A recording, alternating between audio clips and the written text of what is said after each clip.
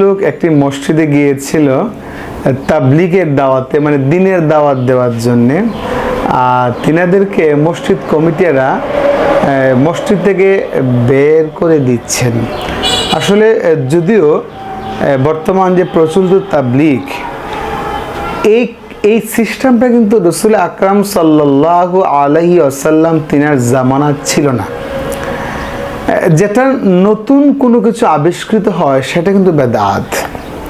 তো যদিও এটা বেদাতে হাসানা, তবে বর্তমান প্রচলিত তাবলীগ কিন্তু বেদাত, সেটা বেদাতে হাসানা হতে পারে, সাইয়্যাটা আমি বলি না। প্রিয় দর্শক,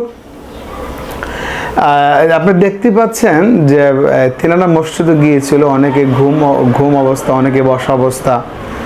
তাবলীগ দিনের দাওয়াত, দিনের প্রচারের জন্য গিয়েছিল, কিন্তু মসজিদ কমিটির লোকেরা তিনাদেরকে বের করে দিচ্ছেন লেগেছে। বা আপনি এটা কোনভাবে নেবেন বিষয়টা?